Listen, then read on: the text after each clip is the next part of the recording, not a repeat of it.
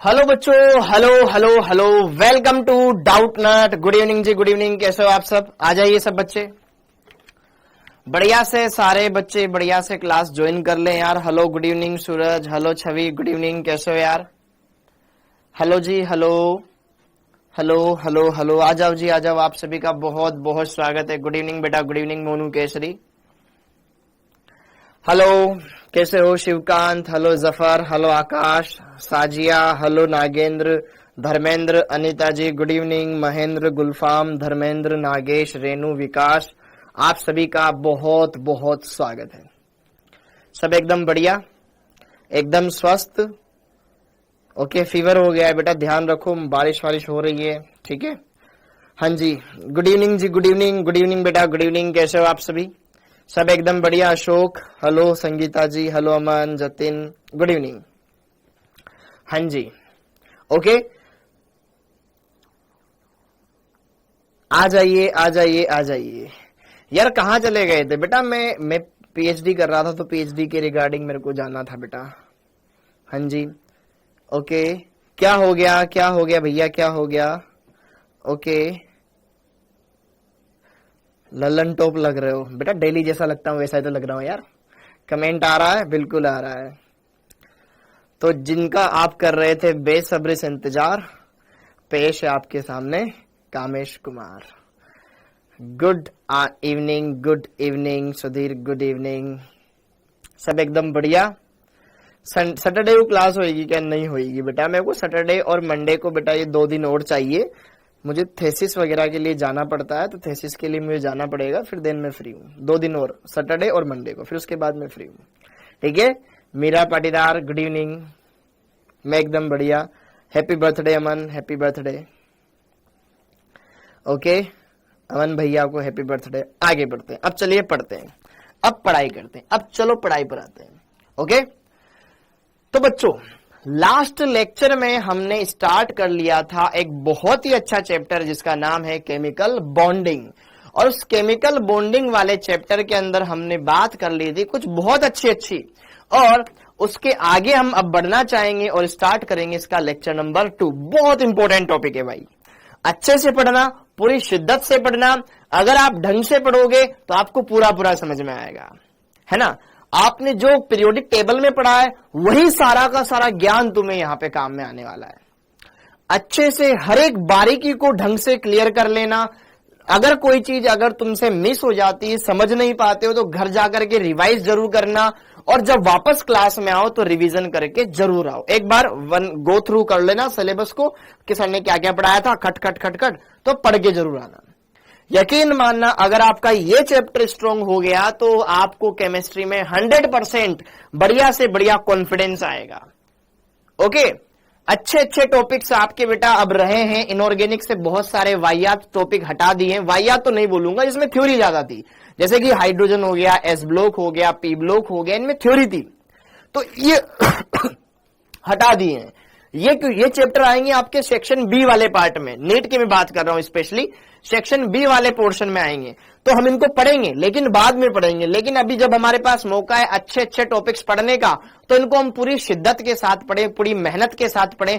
तुम्हारे इस एक चैप्टर से 5 क्वेश्चन आ जाएंगे, ठीक है। 5 भी आ सकते हैं, 6 भी आ सकते हैं, ठीक है। बढ़िया से तुम्हें पढ़ना है, अच्छे से क्लियर करना है। तो आज हम बात करेंगे इसके लेक्चर नंबर 2 के बारे में। तो यार अभी तक हमने क्या क्या कर लिया? अभी तक हमने देख लिया कि परिचय क्या है, बंध क्या, बंध कितने प्रकार के, बंध का निर्माण कैसे होता है, फिर लुईस कोसेल का सिद्धांत, अष्टक नियम के अपवाद, ये हमने चीजें कवर कर ली है। बहुत ही बेसिक बेसिक चीजें थी, दिखने में बहुत ज्यादा है लेकिन है छोटी छोटी। अब आगे बढ़ेंगे, तो आज के लेक्चर पर हम किस बात पे गौर करेंगे? सबसे पहले हम बात करेंगे संयोजकता। इसको बढ़िया से समझाऊंगा, अच्छे से क्लियर करवाऊंगा धीरे धीरे, फिर हम संरचनाएं बनाना सीखेंगे, लुईस डॉट स्ट्रक्चर बनाना सीखेंगे। अभी नहीं सीखी हमने, सीखेंगे अब आगे, ठीक है। संयोजकता बंध, सहसंयोजक बंध सिखाऊंगा, फिर सहसंयोजक यौगिकों के क्या बेसिक बेसिक गुणधर्म है वो देखेंगे, फिर संयोजकता बंध सिद्धांत वीबीटी इंपॉर्टेंट है, ये इंपॉर्टेंट है। फिर इसमें अतिव्यापन, ये वाले कुछ जानकारी हम जानेंगे, हासिल करेंगे और आगे बढ़ेंगे। पक्का? अच्छे से पढ़ना बच्चों, बहुत प्यारा है। अच्छे से मेहनत करोगे तो होगा। अब आगे बढ़ते हैं। सबसे पहले बात करें संयोजकता क्या होता है। संयोजकता को इंग्लिश में कहा जाता है बेटा वैलेंसी, वैलेंसी है ना, संयोजकता वैलेंसी। अब संयोजकता का सिंपल सा तो मतलब होता है संयोजन करने की क्षमता, कि कोई परमाणु कितने अन्य परमाणुओं के साथ संयोजित हो सकता है, उसकी कैपेसिटी, यही है संयोजकता। क्लियर हो गया? संयोजकता का मीनिंग क्या है? संयोजन करने की क्षमता, कि यार कोई परमाणु कितने अन्य परमाणुओं के साथ जुड़ सकता है, उनके साथ बंध बना सकता है, ये उसकी कैपेसिटी है, यही उसकी संयोजकता कहलाएगी। अगर जैसे कि मेरे दो हाथ है, मतलब मेरी दो संयोजकता है, मैं एक इधर से ही पकड़ सकता हूं एक दोस्त को, एक दोस्त को इसके पकड़ सकता हूं। ऐसे कार्बन के 4 हाथ होते हैं, वो 4 बंध बनाता है ना? क्लियर है? तो ये वाली बात है। संयोजकता का अर्थ होता है बेटा, संयोजकता अर्थात संयोजन करने की क्षमता, संयोजन करने की क्षमता। ठीक है? कोई एटम कितने बॉन्ड बनाएगा, ये उसकी संयोजकता डिसाइड करेगी। अब संयोजकता के बारे में बात करूं तो संयोजकता बेसिकली 2 तरह की होती है। संयोजकता के अगर मैं यहां पर टाइप दिखाऊं आपको, संयोजकता के प्रकार बताऊं तो बेटा ये 2 तरह की होती है। एक होती है सहसंयोजकता, सह मतलब जो सहसंयोजक बंध में काम आएगी, सहसंयोजकता। इसको बोलते हैं कोवैलेंसी, कोवैलेंसी, कोवैलेंसी। और दूसरी होती है वैद्युत संयोजकता, इलेक्ट्रोवैलेंसी, वैद्युत सहसंयोजकता, वैद्युत संयोजकता। कोई मतलब नहीं इनका इंग्लिश में, इंग्लिश में ज्यादा अच्छे से क्लियर हो जाती है, इलेक्ट्रोवैलेंसी।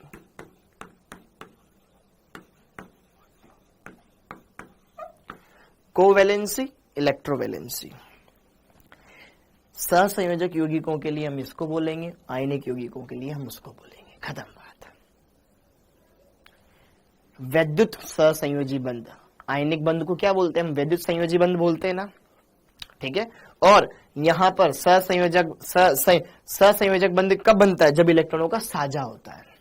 तो संयोजकता बेसिकली 2 तरह की होती है, एक होती है कोवैलेंसी और एक दूसरी होती है इलेक्ट्रोवैलेंसी। कोवैलेंसी कितने नंबर ऑफ बॉन्ड्स कोई एटम बनाता है, वही है यहां पर कोवैलेंसी। क्या है बेटा?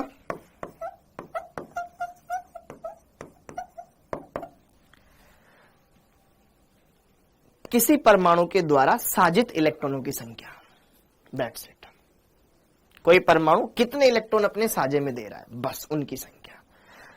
एक परमाणु साझे में 1 इलेक्ट्रॉन देगा तो 1 बंध बनाएगा, क्योंकि दूसरा भी तो देगा ना अपना 1 इलेक्ट्रॉन। तो कोवैलेंसी क्या होता है? सहसंयोजकता क्या होता है? नंबर ऑफ बॉन्ड्स या number of shared electrons by any atom. ठीक है? ये क्या होता है? साजित इलेक्ट्रॉनों की संख्या, साजित इलेक्ट्रॉनों की संख्या, कि भैया कोई एक परमाणु कितने इलेक्ट्रॉन साझे में दे रहा है। जैसे कि कार्बन 4 इलेक्ट्रॉनों का साझा करता है, ठीक है? बोरोन 3 इलेक्ट्रॉनों का साझा करता है, वैसे। और यहां पर इलेक्ट्रोवैलेंसी, इलेक्ट्रोवैलेंसी, इलेक्ट्रोवैलेंसी आयनिक बंध, आयनिक बंध में इलेक्ट्रॉन त्यागे जाते हैं, ग्रहण किए जाते हैं, साझे में भाग नहीं लेते हैं। तो वहां पे बोलेंगे त्यागे गए या ग्रहण किए गए इलेक्ट्रॉनों की संख्या। ठीक है? त्यागे या ग्रहण किए गए, ग्रहण किए गए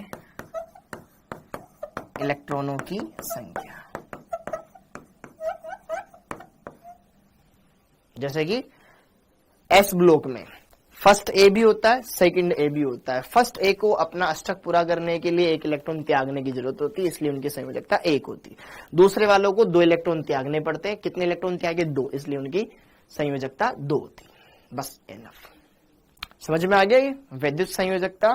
संयोजकता वैलेंसी 2 टाइप की होती है, फर्स्ट कोवैलेंसी, दूसरी इलेक्ट्रोवैलेंसी। ये सहसंयोजक यौगिकों के लिए, सहसंयोजक बंध के लिए, सहसंयोजक बंध के लिए हम इसको बोलचाल में ये बोलते हैं। और ये आयनिक बंध के लिए, आयनिक बंध के लिए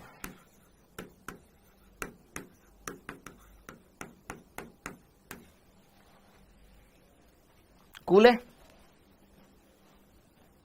अब आगे हमें दोनों अलग अलग नहीं पढ़नी, अपन एक साथ ही पढ़ लेंगे, काम हो जाएगा। हाँ जी, अब आगे इतना हो गया। तो कुछ छोटी छोटी जानकारियां जान लेते हैं। अपन संयोजकता के बारे में बात करेंगे। मैं अलग से सहसंयोजकता या आयनिक संयोजकता उनके बारे में बात नहीं करूंगा, जनरल वे में बात करूंगा। तो अगर मुझे किसी भी तत्व की संयोजकता ज्ञात करनी है, ठीक है, तो उसकी संयोजकता ज्ञात करने का सिंपल सा है कि यार देखो, फर्स्ट ए टू फोर्थ ए के तत्वों के लिए, के तत्वों के लिए फर्स्ट ए मतलब पहला वर्ग, first A, second A, third A, fourth A. First A पहला वर्ग, सेकंड ए दूसरा वर्ग, थर्ड ए 13वां वर्ग, फोर्थ ए 14वां वर्ग। ध्यान रखना, इनके लिए जो संयोजकता होता है बेटा, जो इनकी संयोजकता होती है वो क्या होती है? संयोजी इलेक्ट्रॉनों की संख्या। क्या होती है? संयोजी इलेक्ट्रॉनों की संख्या। हाँ या ना? संयोजी इलेक्ट्रॉनों की संख्या, संयोजी इलेक्ट्रॉनों की संख्या।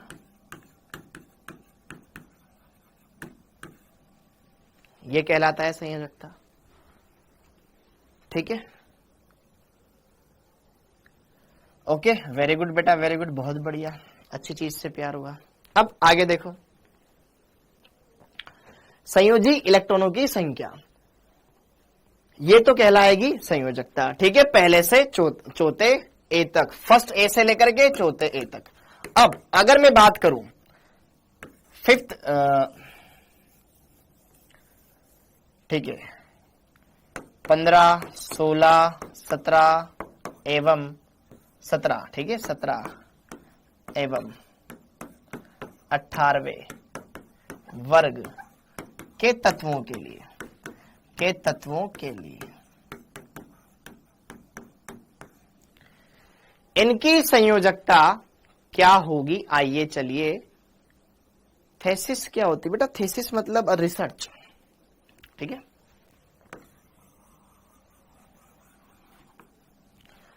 हाँ जी, तो 15, 16, 17, 18 वालों के लिए संयोजकता सिंपल सा होता है,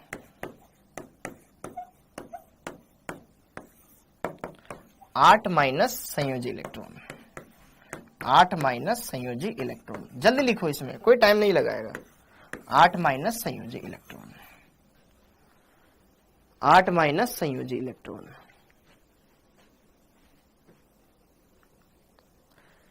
ठीक है, अगला आने वाला चौथा टेस्ट है ना, चौथा टेस्ट तो कंबाइंड टेस्ट होएगा, पार्ट टेस्ट थोड़ी ना होएगा, कंबाइंड टेस्ट होएगा,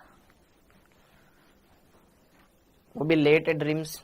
अभी पढ़ ले, अभी पढ़ ले, ठीक है, फिर इसलिए तुम्हारे कमेंट नहीं देखता हूं मैं, तुम फालतू ज्यादा बातें करते हो, अभी पढ़ लो। ठीक है, सिया अभी नहीं जाएंगे, पढ़ेंगे, अभी पढ़ाएंगे, पहले पहले लिख लो। ये इतना क्लियर हो गया? हो गया बेटा, मैं कमेंट ऑफ कर दूंगा, देखो पढ़ लो चुपचाप। कितना पढ़ा दिया बेटा? इतना पढ़ा दिया, यहां तक पढ़ा दिया, देखो। अब आगे बढ़ते हैं। अरे करण वास्तल पहले पढ़ लेना भाई, पढ़ लेना यार, कमेंट ऑफ करवा के मानोगे तुम। अब टेस्ट का सिलेबस बता दो, पढ़ लेना अभी, जब अभी तो टाइम है तुम्हारे पास, यही आएगा जितना पढ़ा दिया। ठीक है, पढ़ ले अब। हाँ जी, इतना क्लियर हो गया। अब जरा देखो ध्यान से, अगर मैं बात करूं फर्स्ट ए, सेकंड ए, अगर मैं बात करूं third A, fourth A, fifth A, six A, 7 A और यहां पर 0 ग्रुप बोले तो 18वां वर्ग 0। तो जरा देखो ध्यान से रसगुल्लो, सामान्य इलेक्ट्रॉनिक विन्यास, इसका क्या होता है NS1, इसका क्या होता है NS2, इसका क्या होता है NS2 NP1, NS2 NP2, NS2 NP3, NS2 NP4, NS2 NP5 और ये NS2 NP6। हाँ जी, तो इसके संयोजी, हाँ जी, अब जरा देखो ध्यान से, अगर आपसे कोई पूछ ले, जैसे कि मैं पूछ रहा हूं सोडियम के बाइटम कोश में कितने इलेक्ट्रॉन होते हैं, फटाफट बताओ। सोडियम के बाइटम कोश में कितने इलेक्ट्रॉन होते हैं, फटाफट बताओ। सोडियम के बाइटम कोश में कितने इलेक्ट्रॉन होते हैं, बताओ। एक। सीजियम के बाइटम कोश में कितने होते हैं, सीजियम के बाइटम कोश में कितने होते हैं, सीजियम के बाइटम कोश में कितने होते हैं, 3। सीजियम के बाइटम कोश में भी कितने होते हैं, एक ही होते हैं। अरे एक ही वर्ग में आता है ना, हलीना की रब से फरियाद, हलीना की रब से फरियाद, सबके बाइटम कोश में एक ही होगा। तो संयोजी इलेक्ट्रॉन ये NS1 ये बाइटम कोश ही तो है, संयोजी कोश, अंतिम कोश, बाह्य कोश। अच्छा आपसे पूछ ले बेरियम के बाइटम कोश में कितने इलेक्ट्रॉन होते हैं, बेरियम के बाइटम कोश में कितने इलेक्ट्रॉन होते हैं, 2। Very good, 2। तो बेटा मांगे कार स्कूटर बाप राजी, सबके बाइटम कोश में 2। ठीक है, ध्यान रखना। हाँ जी, आपसे मैं पूछ लूं फास्फोरस के बाइटम कोश में कितने होते हैं, एक ही बार में सही जवाब देना। फास्फोरस के बाइटम कोश में कितने इलेक्ट्रॉन होते हैं, फास्फोरस के बाइटम कोश में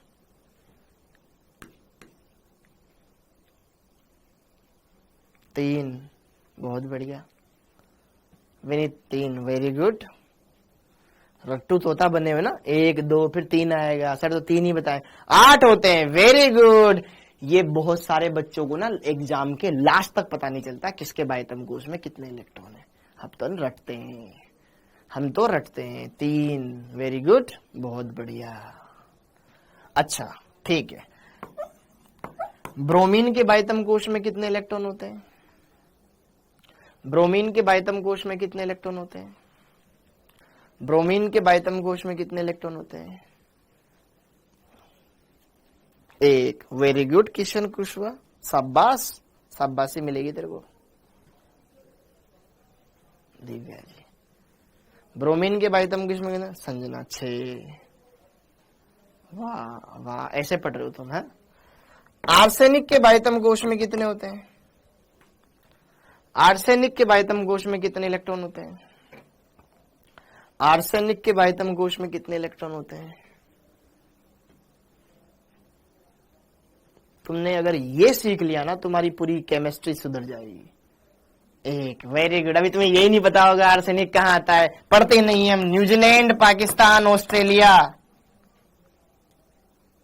न्यूजीलैंड, पाकिस्तान, ऑस्ट्रेलिया।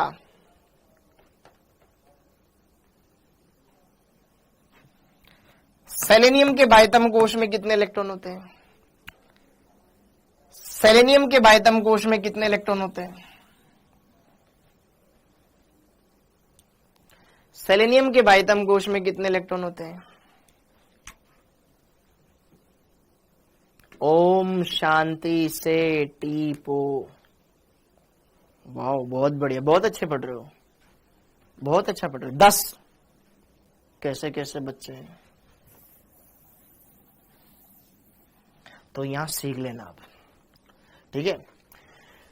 इसके संयोजी कोश में कितने इलेक्ट्रॉन है, 1 इलेक्ट्रॉन है। इसके संयोजी कोश अंतिम कोश में कितने इलेक्ट्रॉन है, 2। वर्ग संख्या थर्ड ए बोलो या 13 बोलो, कितने, 2 और 1 3, टोटल 3 इलेक्ट्रॉन है। NS, जो n का मान यहां है वही n का मान यहां होगा। इसके संयोजी कोश में कितने इलेक्ट्रॉन है टोटल, NH2, 2 और 2 4, यहां पे कितने हो गए, 3 और 2 5। इनके संयोजी कोश में इलेक्ट्रॉन कितने हुए, 2 और 4 6, 2 और 5 7, ये 8। अब तुम्हें यहां पर ये समझ में आना चाहिए, ये तो पता होना चाहिए ना नालायकों कि ये वर्ग संख्या 13 है, ये 14 है, ये 15 है, ये 16 है, ये 17 है, ये 18 है ना। तो जो पहले वाले के में होते हैं संयोजी इलेक्ट्रॉन उतने ही नीचे वाले के में होते हैं। यहां पे मैंने किसी एक तत्व को नहीं बोला, वर्ग, इन सबके बाह्यतम कोशों में 3 इलेक्ट्रॉन, सबके में 4 5 6 7 8। ठीक है, क्लियर हो गया, क्लियर हो गया। तो जरा देखो ध्यान से इनकी संयोजकता, यहां पे लिख लेता हूं मैं वैलेंसी, VAL वैलेंसी लिख देता हूं। इन सब की वैलेंसी 1, इन सब की वैलेंसी 2, इन सब की वैलेंसी 3, इन सब की वैलेंसी 4, क्योंकि 1 से लेके फर्स्ट से 1 से लेकर के फर्स्ट ए से लेकर के 4th ए तक की जितने संयोजी इलेक्ट्रॉन है वही उनकी वैलेंसी होती है। ओके, और 15 16 17 8 माइनस संयोजी electron, 8 minus valence electron, 8 minus 5 3, 8 minus 6 2, 8 minus 7 1, 8 minus 8 0। इसलिए कोई बंध नहीं बनाते, इनकी संयोजकता 0 होती है। ये आमतौर पे 3 बंध बनाएंगे, ये आमतौर पर 2 बंध बनाएंगे, ये आमतौर पर 1 बंध बनाएगा। समझ में आ गया? तो जो रटेगा उसका कटेगा, समझ लो। इसलिए बोल रहा हूं केमिकल बॉन्डिंग पढ़ लेगा ना तो तुम्हारे पाप कट जाएंगे। ठीक हो गया, कूल है, इतना समझ में आ गया। तो संयोजकता समझ में आ गई, क्लियर है, हाँ या ना? ओके। तो नाइट्रोजन की संयोजकता कितनी होगी, नाइट्रोजन की संयोजकता कितनी होगी, नाइट्रोजन की संयोजकता कितनी होगी, नाइट्रोजन की संयोजकता कितनी होगी?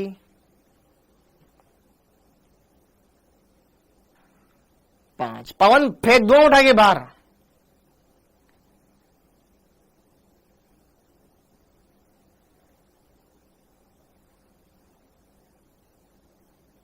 तीन। समीर पटेल 2। पढ़ लिए बेटा, पढ़ लिए, हो गया तुमसे पास। ठीक है। अरे नाइट्रोजन 15 वर्ग में आता है ना, न्यूजीलैंड पाकिस्तान ऑस्ट्रेलिया सब बिके। आरती वर्मा 4। कैसे कैसे बच्चे यार बेटा, लड़का हुआ या लड़की दोनों बराबर सुनोगे, कोई भी हुआ। मिसबा 7। कैसे कैसे महापुरुष है। ओके, हाँ जी, नहीं चलेगा बेटा, ऐसे नहीं चलेगा, पढ़ना पड़ेगा। यहां पे आप 1.5 घंटे आते हो, 1.5 घंटे के अलावा आपके पास 24 घंटे में आप क्या कर रहे हो वो आपके लिए जिम्मेदारी है।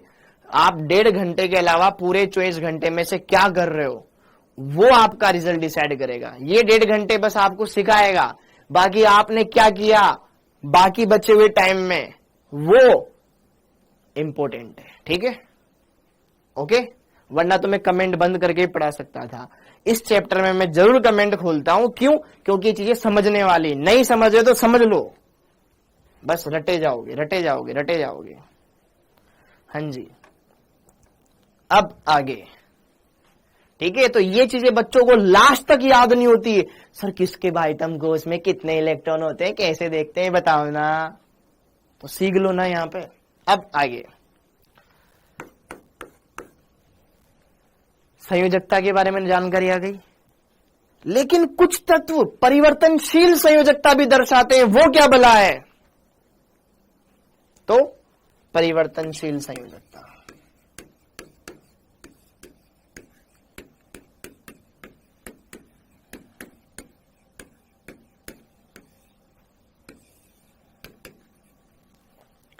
परिवर्तनशील मतलब एक से ज्यादा प्रकार की संयोजकताएं। कोई परमाणु ऐसा है एक अणु में 3 बंध बना रहा है, किसी में 5 बंध बना रहा है। किसी में 1 बना रहा है, किसी में 3 बना रहा है, किसी में 5 बना रहा है, किसी में 7 बना रहा है। एक ही तत्व है लेकिन अलग अलग में अलग बना रहा है, तो वो परिवर्तनशील संयोजकता है। ठीक है। अब परिवर्तनशील मतलब अलग अलग वेरिएबल, एक से ज्यादा प्रकार की संयोजकताएं प्रदर्शित करना। मतलब एक से, एक का मतलब नहीं सिर्फ एक, मतलब एक से ज्यादा प्रकार की, मोर देन 1, मतलब 1 और मेनी 1, एक या उससे अधिक, एक से अधिक प्रकार की संयोजकताएं दर्शाना। अब कौन दर्शाएगा?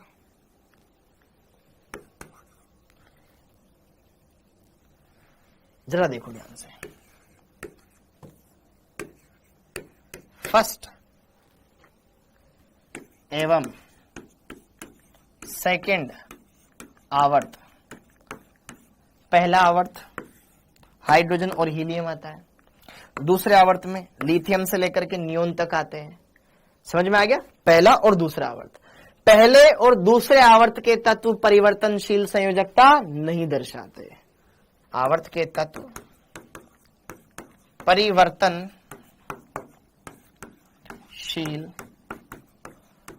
संयोजकताएं नहीं दर्शाते हैं, नहीं दर्शाते हैं।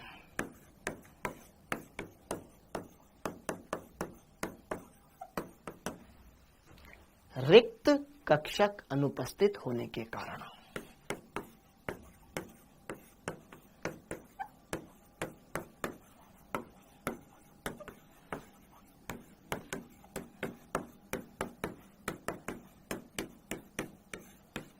कारण क्या है? उनके पास वैकेंट ऑर्बिटल नहीं होता, इस वजह से, क्योंकि दूसरे कोश में सिर्फ 2s और 2p होता है, नियोन तक जाते जाते वो भर जाता है, 3 तो आता ही नहीं।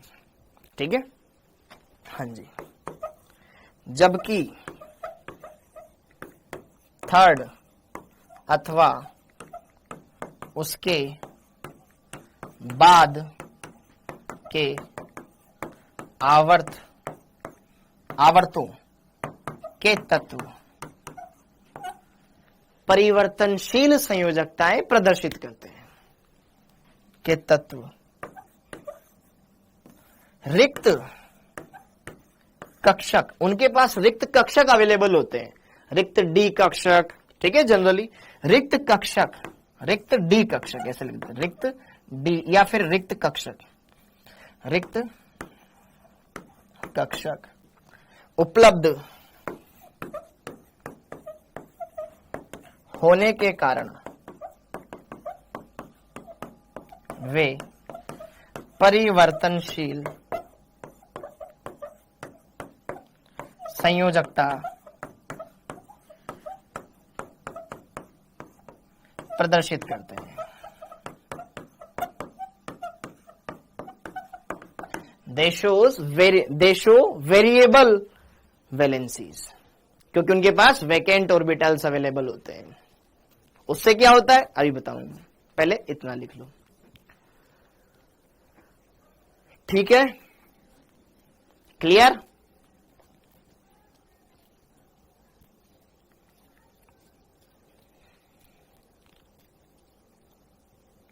ओके। चले मामला। अब जरा देखो ध्यान से यहां पर। ओके।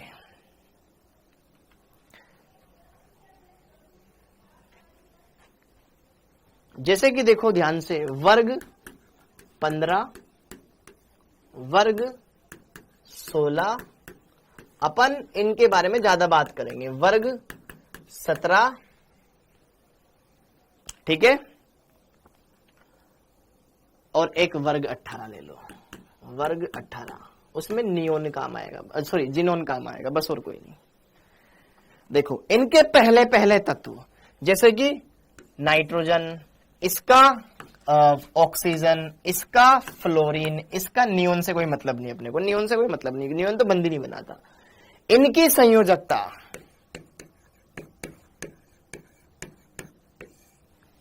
अब संयोजकता भी कब, जब वो उदासीन हो, उन पे कुछ आवेश न हो, जब वो उदासीन हो उस केस में, ठीक है, उदासीन हो तो सिर्फ ये 3 ही बंध बनाएगा, नाइट्रोजन 3 ही बंध बनाएगा बस, जब ये उदासीन है, ठीक है। ये सिर्फ 2 ही बंध बनाएगा, ये सिर्फ 1 ही बंध बनाएगा।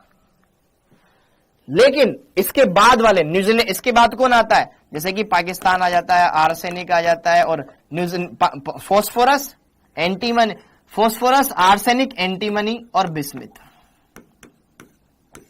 इनकी बात करूं। इसके नीचे सल्फर आता है, सेलेनियम आता है, टेल्यूरियम आता है, इनकी बात करूं। पोलोनियम रेडियो एक्टिव तत्व, उसके बारे में बात नहीं करना चाह रहा। फिर क्लोरीन आ जाए, ब्रोमीन आ जाए, आयोडीन आ जाए, और यहां जिनोन, ठीक है। ध्यान रखना इनकी संयोजकताएं क्या क्या हो सकती है।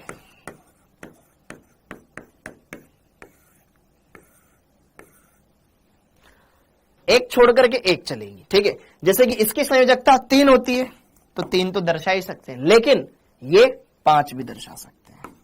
3, 5 दोनों दर्शाएंगे, 3 भी बंध बना सकते हैं, 5 भी बना सकते हैं।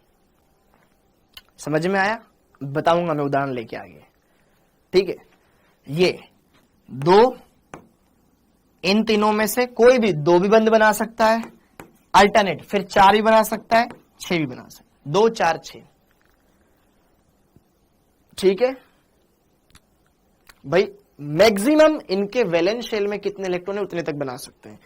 इनके बाइतम कोश में 5 इलेक्ट्रॉन होते हैं, तो पांचों के पांचों ही बंध में भाग ले सकते हैं। इनके बाइतम कोश में 6 होते हैं, भैया 2 तो दर्शाएंगे, 4 भी, और 6 तक जा सकती है। इसके बाइतम कोश में 7 इलेक्ट्रॉन होते हैं, तो इनकी संयोजकता कितनी होती है, 1, 7 के साथ भी पार्टिसिपेट कर सकते हैं, तो 1, 3, 5, 7 ऐसे ही दर्शाएंगे। क्योंकि 1 इलेक्ट्रॉन जोड़ा जैसे हम तोड़ेंगे ना, 2 अयुग्मित इलेक्ट्रॉन इकट्ठा हो जाएंगे। तो जैसे पहले 1 बंध बना रहे थे, तो आगे वाला जोड़ा हमने तोड़ा, 2 सिंगल इलेक्ट्रॉन हो गए, तो डायरेक्ट 3 अयुग्मित इलेक्ट्रॉन हो जाएंगे। तो 3, फिर 5, फिर 7 ऐसे ही बनाएंगे। जिनोन 2 भी बना सकता है, जनरली 4 भी बनाता है, और 6 भी बनाता है, 2, 4, 6, ये जिनोन। ये ध्यान रखना है, इंपॉर्टेंट है तुम्हारे लिए, ठीक है। यही वर्ग तुम्हारे बार बार आएंगे, तुम्हें परेशान करेंगे, लेकिन अगर तुम सीख लोगे तो तुम्हारा काम चल जाएगा। ओके, क्लियर मामला? कोई पंगा नहीं है, सिंपल है, बहुत सरल है। पढ़ोगे तो सब आएगा, नहीं पढ़ोगे तो कल भी नहीं आएगा, 1 महीने बाद भी कुछ नहीं आएगा तुम्हें। फिर ये बोलो सर मैं बैकलॉग हो गया था, सर मैंने पढ़ने पे नहीं आया था, सर मैंने फोन ही चला के नहीं देखा, सर मेरे डेटा ही खत्म हो गया, मैंने रिचार्ज नहीं कराया।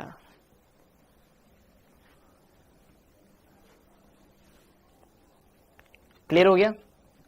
अब आगे, जैसे कि उदाहरण देखो, मैं हर एक वर्ग का एक एक लूंगा। जैसे कि यहां पे फास्फोरस ले लूंगा, यहां सल्फर ले लूंगा, यहां क्लोरीन ले लूंगा, ठीक है। यहां पे मैं फास्फोरस ले लूंगा, सल्फर, क्लोरीन, और यहां पे जिनोन लेके मैं बता दूंगा, जनरली बता दूंगा, ठीक है। जिनोन पर इतना ध्यान नहीं है, पर सल्फर इनको देख लेते हैं।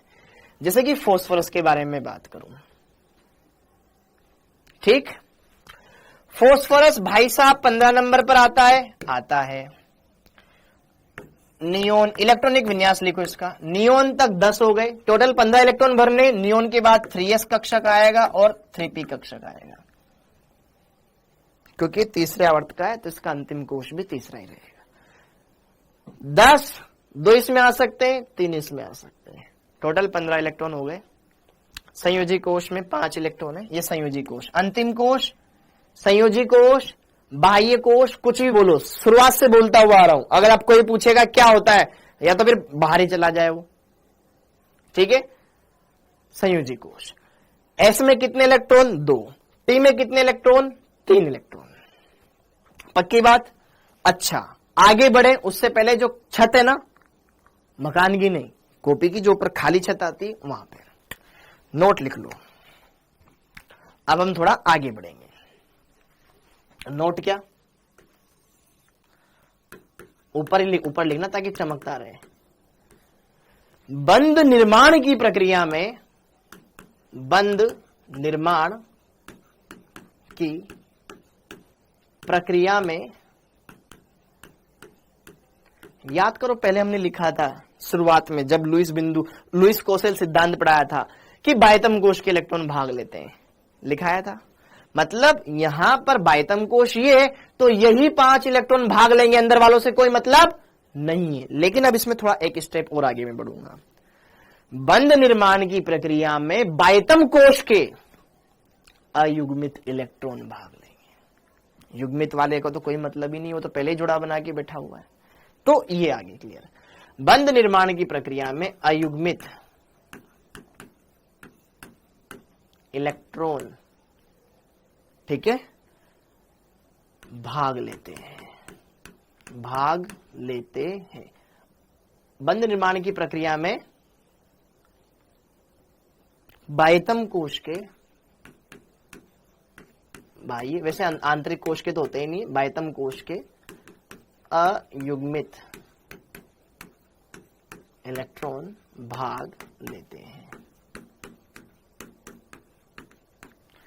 अब जैसे कि देखो ध्यान से, फटाफट थोड़ी फोर से दिखाता हूं मैं। यहां पे फोस्फोरस का बाह्यतम कोश कौन सा है? एक 3s हो गया और एक पी कक्षक 3 प्रकार का होता है, ये हो गया 3s और ये 3p। s में कितने इलेक्ट्रॉन? 2, एक सीधा एक उल्टा बना दो। p में कितने? 3, 1 2 3 कक्षक। एक ही मकान है, एक कमरा है, ठीक है, उसमें 3 अलग अलग अलमारियां हैं, सब में एक एक इलेक्ट्रॉन। देखो p उपकोश, तीनों की ऊर्जा बराबर, तो हुंड की अधिकतम बहुलता का नियम लगाओ। तीनों में इलेक्ट्रॉन तो भरेंगे लेकिन पहले सिंगल सिंगल, ऐसा नहीं कि दोनों में यहां पे ऐसे भर दूंगा ना। क्या बोलूंगा कि 1 फिर 2 फिर 3 ऐसे। तो जरा देखो ध्यान से, अयुग्मित इलेक्ट्रॉन कितने हैं? 3 है। बंद निर्माण की प्रक्रिया में बाह्यतम कोश के अयुग्मित इलेक्ट्रॉन भाग लेते हैं। तो कितने अयुग्मित इलेक्ट्रॉन?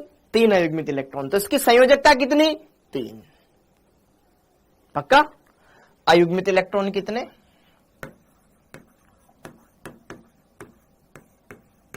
मतलब बिना जोड़े वाले 1 2 3, इसमें तो जोड़ा है। अयुग्मित इलेक्ट्रॉन कितने? 3। तो संयोजकता कितनी? 3। खत्म बात। इतने ही बंद बनेंगे। जैसे कि उदाहरण PCl3, फॉस्फोरस 3 क्लोरीन के साथ जुड़ा हुआ है।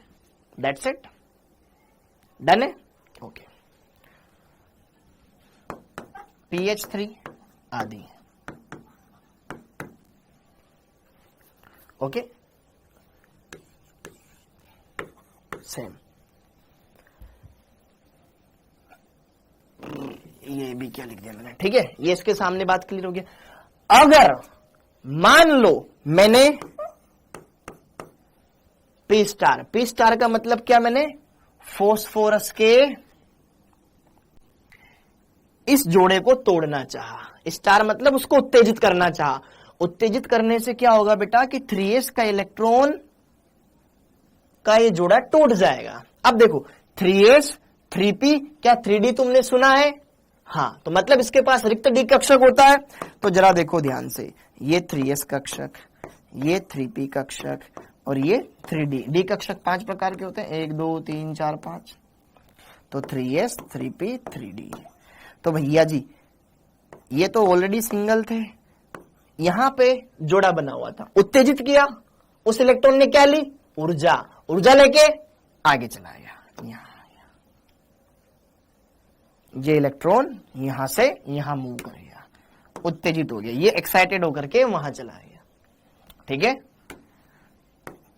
उत्तेजित का मतलब इसको यहां भेज दिया हमने। तो अब एक स्टेप और बढ़ानी पड़ेगी, ठीक है, वरना उसी में मैं खत्म कर देता।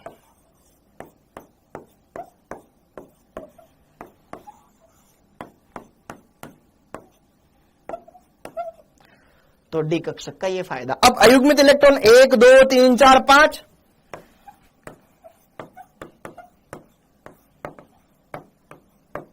कितने हो गए? 5 अयुग्मित इलेक्ट्रॉन्स, 5। तो यहां पर संयोजकता कितनी हो गई? 5। एग्जाम्पल PF5 PCl5 PBr5 आदि। समझ में आया? रटने की बजाय समझने पे ध्यान दोगे तो क्लियर होगा, लिखते रहो, ठीक है? हाँ जी। तो फास्फोरस 3 भी संयोजकता दर्शा सकता है और 5 भी दर्शा सकता है, कोई नहीं रोकने वाला उसको।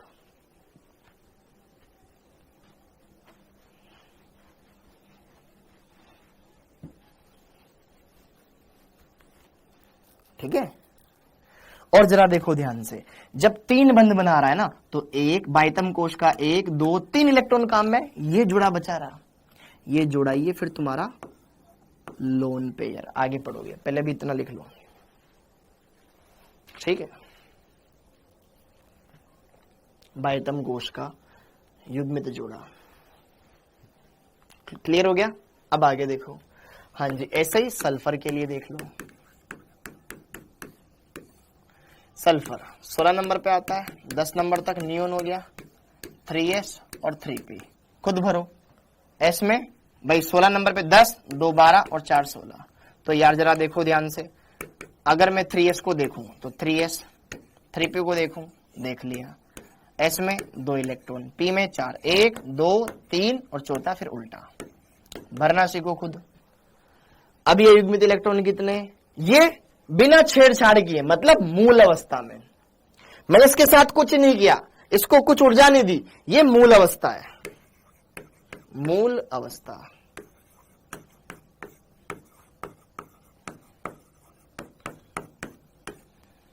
अयुग्मित इलेक्ट्रॉन कितने? 2। तो संयोजकता कितनी? 2। कितने बंध बनाएगा? 2। ठीक है? जैसे कि उदाहरण H2S, हाइड्रोजन एक ही बंध बनाता है, तो 2 हाइड्रोजन इसके साथ एक एक करके बंध बना लेंगे। समझ में आ गया? अरे क्लियर हो गया लल्ला? ओके। अब मान लो मैंने इसको एक्साइटेड कर दिया, तो एक्साइटेड कर दिया तो क्या इसका अगला इलेक्ट्रॉन भगेगा? बिल्कुल भगेगा। तो जरा देखो ध्यान से, अब कैसे? 3s 3p। क्या इसके बाद d आता है? बिल्कुल आता है।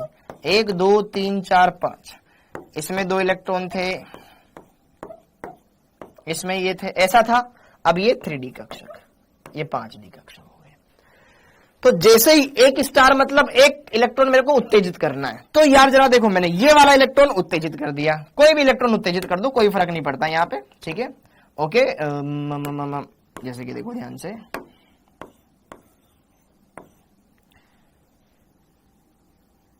यहां था, जोड़ा तोड़ेंगे, जोड़े को अलग करेंगे। अरे यार,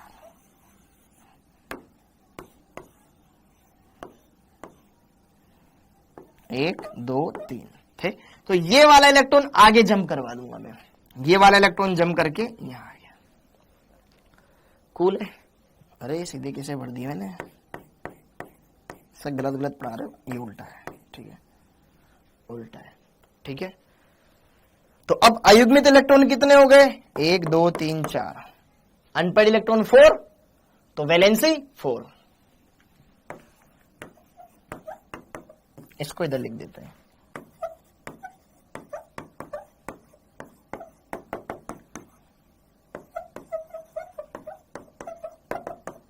उदाहरण बहुत सारे हैं, जैसे कि सल्फर 2 ऑक्सीजन की, जैसे कि सल्फर SF4 बना ले, HCl4 बना ले, या सल्फर 2 ऑक्सीजन के साथ जुड़ जाए, एक ऑक्सीजन 2 बंध बना लेगा, दूसरा ऑक्सीजन 2 बंध बना लेगा, etc। समझ में आया? तो इसकी कोवेलेंसी कितनी हो गई? 2b हो गई, 4b हो गई। क्यों हो गई? क्योंकि इसके पास रिक्त कक्षक है। अब देखो 6 भी हुई, एक स्टार और लगा दो, 2 बार उत्तेजित कर दिया। ये प्रथम उत्तेजित अवस्था, प्रथम उत्तेजित अवस्था, ठीक है? अभी एक जोड़ा और है, एक और आगे एक्साइटेड किया जा सकता है, तो अब जरा देखो ध्यान से, यहां पे सेकेंडरी एक्साइटेड स्टेट, ये इलेक्ट्रॉन भी उत्तेजित होकर के हम आगे भेज सकते हैं। यहां पे एक सिंगल, यहां पे ये ऑलरेडी सिंगल थे, एक और आ गया, सब सिंगल हो गए, 3s 3p 3d। अरे भैया सबके पहले इन दोनों की ऑलरेडी शादी हो रखी है, इन दोनों की ऑलरेडी शादी हो रखी, ये दोनों तो शादी करेंगे, समझ में आया। अब एक की शादी, अब 4 शादी करने के लिए हो गए ना, 4 कुंवारे हो गए, अब 4 शादी करेंगे, अब 6 के 6 कुंवारे, तो 6 को 6 शादियां होंगी, सिंगल, समझ में आ रहे हो, ठीक है।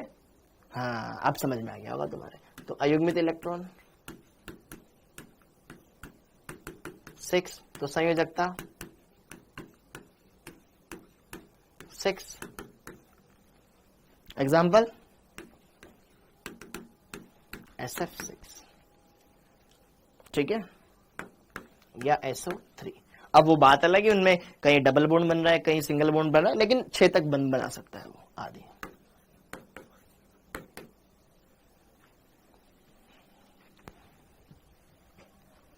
केमिकल बॉन्डिंग पढ़ लोगे ना तुम, सब सीख जाओगे। सर एनसीईआरटी अंडरलाइन करा दो ना, मरे ना सीख पाओगे एनसीईआरटी से, पहले पढ़ लो।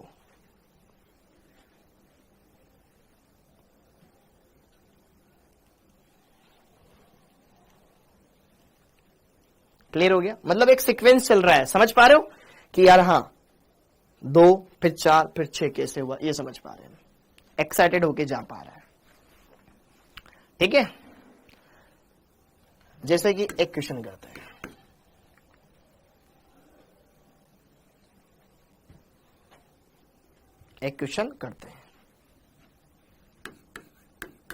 NCl3 संभव है परंतु NCl5 नहीं, क्यों?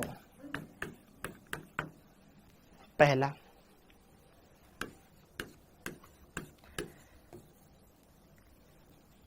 OF2 संभव है जबकि OF4 नहीं, क्यों?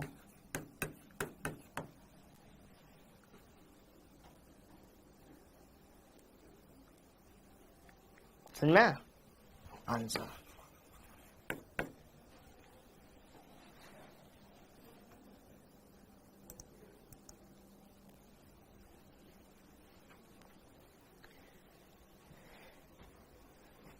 एब्सेंस ऑफ डी ऑर्बिटल, रिक्त कक्षक अनुपस्थित होने के कारण, रिक्त कक्षक अनुपस्थित होने के कारण,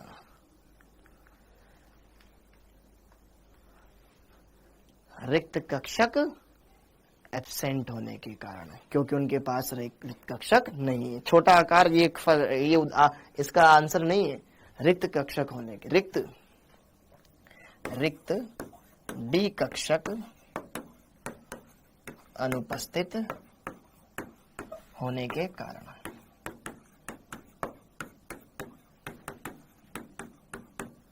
गरीब है बेचारे, इनके पास रिक्त डी कक्षक नहीं है, तो ये नहीं बनता, ठीक है, ओके। तो ये हो गई बात, पक्का। आगे बढ़ते हैं, अब क्लोरीन पर बात करते हैं।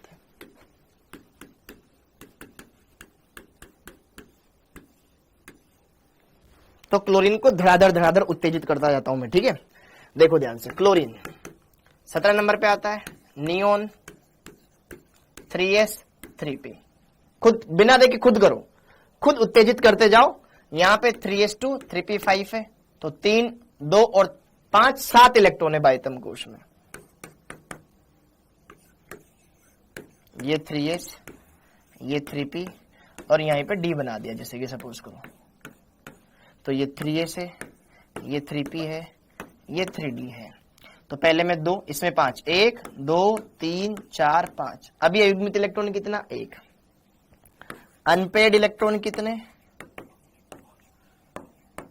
1। तो वैलेंसी कितनी? 1। तो मतलब एक ही बंध बनाएगा, जैसे कि HCl एक ही तो बॉन्ड बनाता है। सिंपल, समझ में आया? ऐसे बहुत सारे उदाहरण हैं जिसमें सिंगल सिंगल बॉन्ड बनाता है, ये खुद एक ही बंद बनाएगा। H और Cl के बीच में एक ही तो बॉन्ड है ऐसे। ओके, लेकिन अगर मैं इसको एक्साइटेड कर दूं तो एक्साइटेड होने से क्या होगा, इसका एक इलेक्ट्रॉन जंप करके आगे चला जाएगा।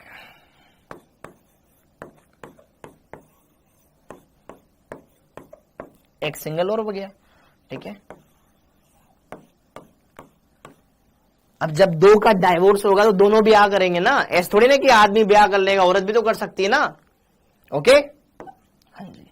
तो 3s 3p 3d, तो जब एक जोड़ा टूटेगा तो दो सिंगल होंगे ना, तो चार अयुग्मित, पहले ये एक अयुग्मित था, अब 1 2 3 अयुग्मित, तो अनपेड इलेक्ट्रॉन 3, तो इसकी वैलेंसी कितनी हो गई 3, अर्थात ये 3 बंध बनाएगा। क्लोरीन 3 बंध भी बना सकता है, जैसे कि ClF3 आदि। बोलो, इसी तरीके से डबल स्टार लगा दो, ऐसा ही बना दो इसको डबल स्टार लगा के, अगला इलेक्ट्रॉन भी एक्साइटेड हो जाएगा।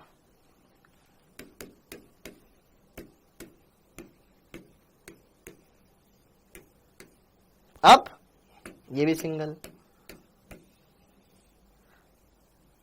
दो अनपेड इलेक्ट्रॉन यहां आ गए।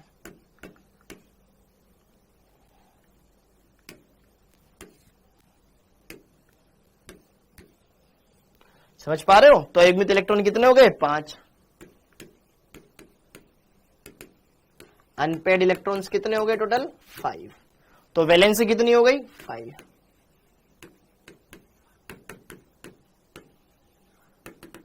एग्जाम्पल ClF5 बनाता है भाई, है उसके पास बनाने के लिए जगह, और अगर एक बार और स्टार लगा दूं तो ट्रिपल स्टार, कतई एकदम अपर वाला बना दो इसको अफसर।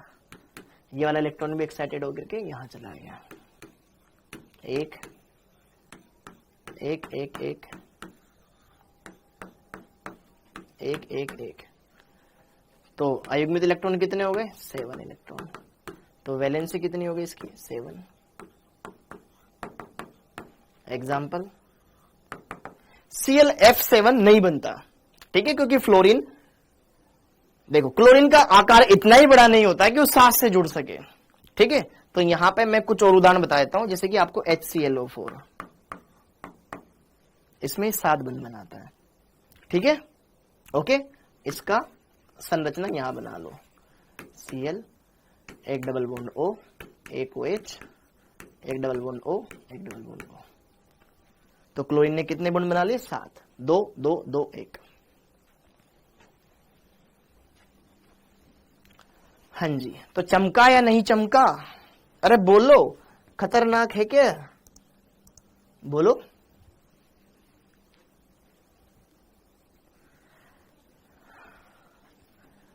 बोरिंग टॉपिक चल रहा है या अच्छा टॉपिक चल रहा है? कर सकते हो। तो तुम्हें मतलब ये कोवैलेंसी समझ में आ गई होगी, मतलब वैलेंसी समझ में आ गई होगी, परिवर्तनशील संयोजकता क्या होता है ये भेजे में घुस गया होगा। रटने की चीज नहीं है, रटेगा तो कटेगा, समझेगा तो बेड़ा पार हो जाएगा। तो इसके लिए 1 3 5 और 7 पॉसिबल है। ओके, अब हमने संयोजकता सीख ली, मतलब ये इतने इतने बंध बना सकते हैं। ये पॉइंट क्लियर हो गया, ये पॉइंट क्लियर हो गया। ओके, अब हम आते हैं सहसंयोजक बंध। सहसंयोजक बंध, कोवैलेंट बॉन्ड।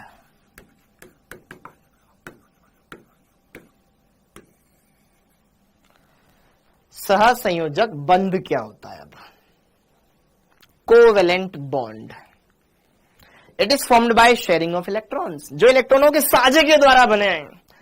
एक इलेक्ट्रॉन तू दे, एक इलेक्ट्रॉन मैं दूं, पार्टनरशिप, रमेश और सुरेश ने सोचा कि चलो मोमोज का ठेला लगाया जाए। तो ऐसा अगर 10,000 तू दे, 10,000 में देता हूं, तो बड़े सा ठेला खरीदते हैं, मोमोज वोमोज बचेंगे बढ़िया से। ठीक है, 10,000 10,000 इक्वल पार्टनरशिप।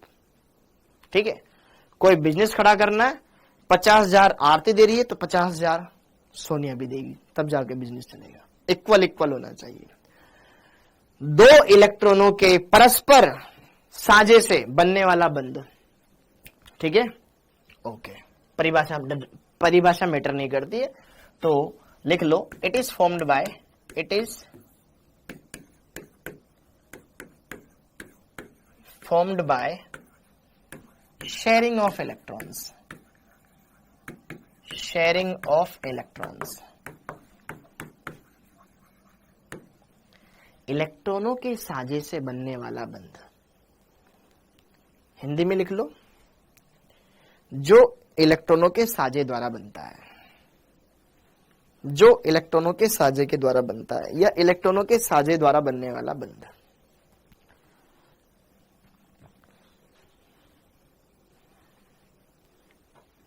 हो गया। अब इसके टाइप देखो,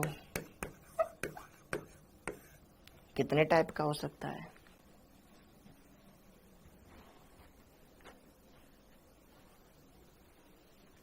पहला, साजित इलेक्ट्रॉनों की संख्या के आधार पर, साजित इलेक्ट्रॉनों की संख्या के आधार पर, कि दो एटम के बीच में कितने इलेक्ट्रॉनों का साझा हो रहा है, उसके आधार पर। सिंपल।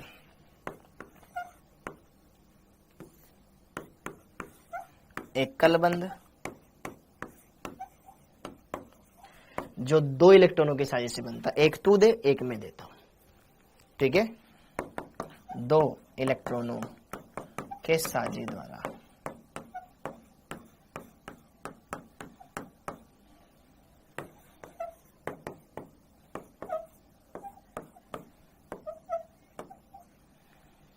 एक कलबंध, सिंगल बॉन्ड।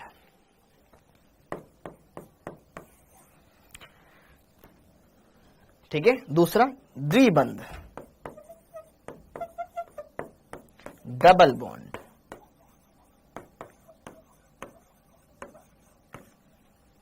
चार इलेक्ट्रॉनों के साझे के द्वारा। भाई दो तू दे, दो मैं दूं।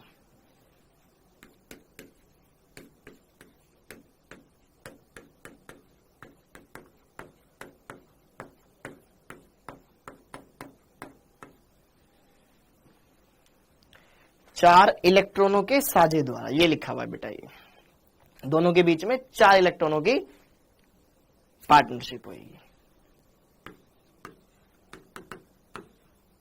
O2। इसके पास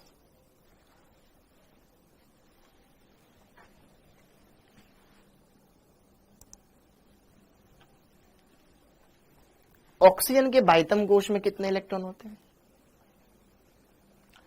ऑक्सीजन के बाह्यतम कोश में कितने इलेक्ट्रॉन होते हैं? ऑक्सीजन के बाह्यतम कोश में कितने इलेक्ट्रॉन होते हैं? 8। पता था, मेरे को पता है ना कहां पे। 2। Very good, very good. 5, बहुत बढ़िया। अभी पढ़ाया था, जबकि अभी पढ़ाया था एंड टू एंड। 4, 2, 5, 4। भाई पढ़ लो रे, पढ़ना लायक हो। 6। कैसे उद्धार होएगा तुम्हारा? डबल बॉन्ड बनाएगा। 6 इलेक्ट्रॉन होते इसके पास। 1, 2, 3, 4, 5, 6। 6 इसके और 6 इसके। 1, 2, 3, 4, 5, 6। 6 खुद के, इसके 6 खुद के। 2 इसके ले लिए, 2 इसने इसके ले लिए, दोनों का स्टक पूरा। अब बताओ कैसे सीखोगे तुम? 3। बढ़िया बात है, कर लेना। ये डबल बॉन्ड, 4 इलेक्ट्रॉनों का साझा हो गया। अगला त्रिबंध, ट्रिपल बॉन्ड। ट्रिपल बॉन्ड, जो 6 इलेक्ट्रॉनों के साझे से बने, 6 इलेक्ट्रॉनों के साझे द्वारा। भाई 3 तू दे, 3 में दो। जैसे कि उदाहरण N2 का निर्माण, एक नाइट्रोजन, ये दूसरा नाइट्रोजन। नाइट्रोजन के बाइतम में कितने होते हैं? नाइट्रोजन के बाइतम कोश में कितने होते हैं?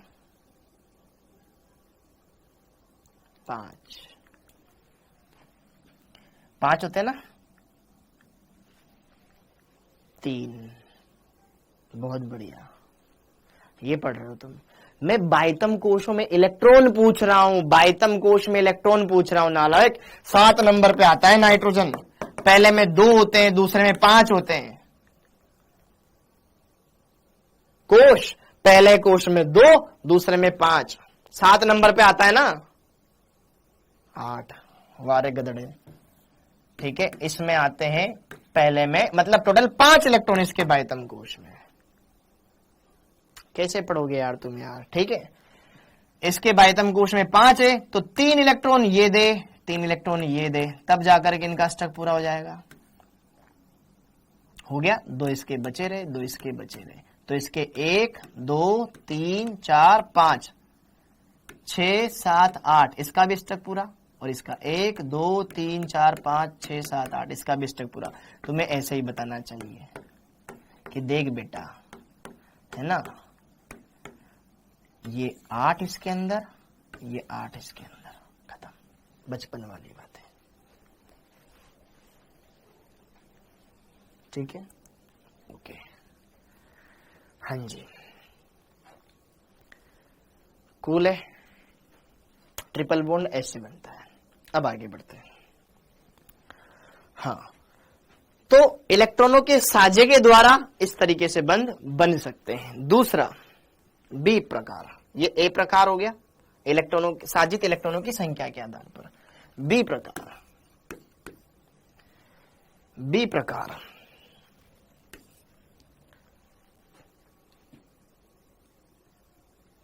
विद्युत ऋणता में अंतर के आधार पर, विद्युत ऋणता ओ में अंतर के आधार पर,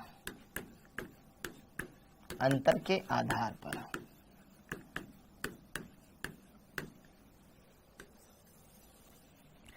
जैसे कि मान लो 2 बंध बनाने वाले परमाणु दोनों समान है, तो विद्युत ऋणताएं भी समान, तो विद्युत ऋणताओं का अंतर 0। अब तुम में से किसी ने पूछ लिया विद्युत ऋणता क्या होता है, तो बहुत, अगर तुम आमने सामने होते ना बेटा, बढ़िया से मजा चढ़ाता, ठीक है। विद्युत ऋणता अगर समान है तो दोनों की खींचने की क्षमता समान है। विद्युत ऋणताओं में अंतर अलग अलग है, तो जरा देखो ध्यान से, यहां पर विद्युत ऋणताओं में अंतर के आधार पर 2 तरह का होता है। पहला होता है बेटा आपका अध्रुवीय, अध्रुवीय सहसंयोजक बंध, सहसंयोजक बंध, बंध। अध्रुवीय को इंग्लिश में बोलते हैं non polar, non polar covalent bond,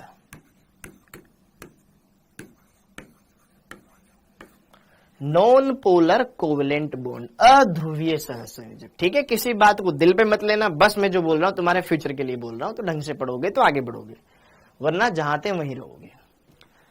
अध्रुवीय सहसंयोजक बंध, जब बंध निर्माण करने वाले दोनों परमाणु सेम हो, जब सहसंयोजक बंध, जब सहसंयोजक बंध समान एटम्स के बीच बने, तो ऐसा बंध क्या कहलाएगा? अध्रुवीय सहसंयोजक बंध। H2, H और H के बीच में बंध, जो विद्युत ऋणता इसकी वही इसकी है, ठीक है। Cl2, Cl Cl के बीच में, चाहे एकल बंध हो, डबल बॉन्ड हो, ट्रिपल बॉन्ड हो, डजंट मैटर, ठीक है, बंधों की संख्या से मतलब नहीं है, यहां पर जुड़ने वाले एटम कौन से वो देखे जा रहे हैं। ठीक है,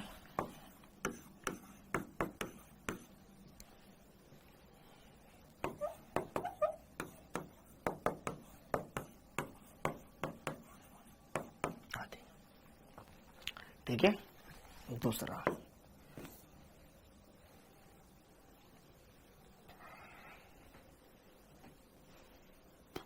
क्लियर हो गया। अगला ध्रुवीय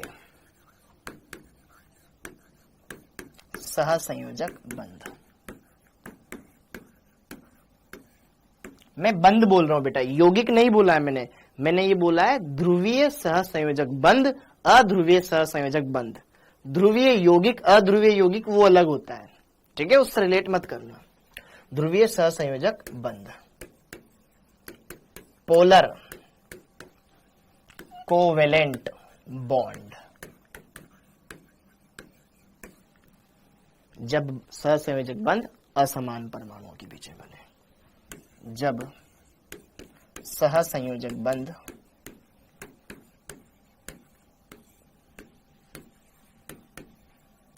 दो असमान एटम्स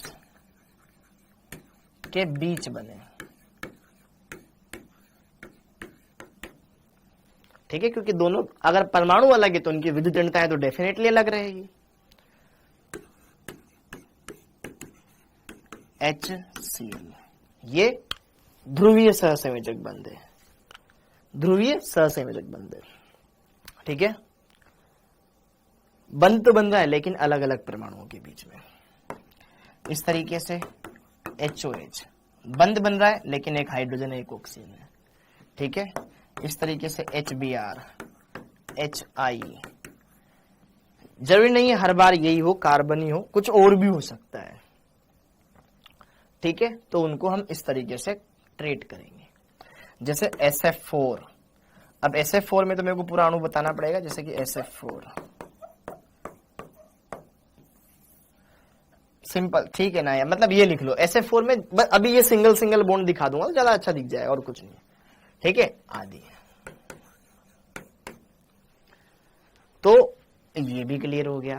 तो ध्रुवीय, पोलर, अध्रुवीय, नॉन पोलर। नॉन पोलर कब बनेगा? जब दोनों एटम सेम हो। पोलर कब बनेगा? जब दोनों एटम अलग अलग हो। बस इतना सा ध्यान रखना। तो ये विद्युत ऋणताओं के अंतर पर आधारित है, क्योंकि देखो ध्यान से, हाइड्रोजन और ऑक्सीजन दोनों की, देखो हाइड्रोजन और क्लोरीन है, ये एक हाइड्रोजन है एक क्लोरीन है। तो हमें पता है कि विद्युत ऋणता नाइट क्लोरीन की ज्यादा है हाइड्रोजन से, पढ़ाया है मैंने, तुम्हें तो याद ही नहीं होगा। क्लोरीन की 3 होती है, हाइड्रोजन की 2.1 होती है, ज्यादा विद्युत ऋणता क्लोरीन की है। तो जिसकी विद्युत ऋणता ज्यादा होगी वो क्या करेगा? इस बंध के इलेक्ट्रॉनों को हल्का सा अपनी ओर खींच के रखेगा, जिससे क्या होगा? इलेक्ट्रॉन जस्ट दोनों बीच में न होकर के हल्के से इसकी तरफ होंगे। तो इसके ऊपर इसके पास खुद का इलेक्ट्रॉन तो एक दूसरे का भी आ गया, पूरी तरह से नहीं आया, हल्के तरह से आया, तो इसके ऊपर आंशिक ऋणावेश रहेगा, इसके ऊपर आंशिक धनावेश रहेगा। ये ध्रुवीय सहसंयोजक। H और OH में देखो, हाइड्रोजन और ऑक्सीजन की विद्युत ऋणता अलग है, हाइड्रोजन की कम है, इसकी ज्यादा है, तो हल्का सा इलेक्ट्रॉन ये इसका खींच के रखेगा, तो इस पे धनावेश रहेगा, इससे इलेक्ट्रॉन जा रहे हैं उस पे चढ़ रहे हैं। और सेम ऐसे ये इधर से भी खींच के रखेगा, तो ये डेल नेगेटिव ऐसे, ये डेल पॉजिटिव। समझ में आया? ओके, यहां पे भी ये डेल पॉजिटिव डेल नेगेटिव, आंशिक धनावेश आंशिक ऋणावेश, आंशिक धनावेश आंशिक ऋणावेश, ऐसे। ये विद्युत ऋणताएं अलग अलग है, तो इन पर आंशिक रूप से धनावेश ऋणावेश रहते हैं। याद करो, पढ़ा था हमने क्या? प्रतिशत आयनिक लक्षण ज्ञात करना किसी भी सहसंयोजक यौगिक में। 16 into delta x plus 3.5 into delta x का होल स्क्वायर, प्रतिशत आयनिक लक्षण ज्ञात करना। HCl के अंदर याद करो हमने निकाले थे 17% आए थे, मतलब HCl एक सहसंयोजक यौगिक है, लेकिन फिर भी इसमें आयनिक लक्षण होते हैं क्योंकि दोनों परमाणु अलग अलग है। याद आ रहा है कुछ? आगे बढ़ते हैं। ये हो गया। अब अगला C, on the basis of overlapping, अति व्यापन के आधार पर।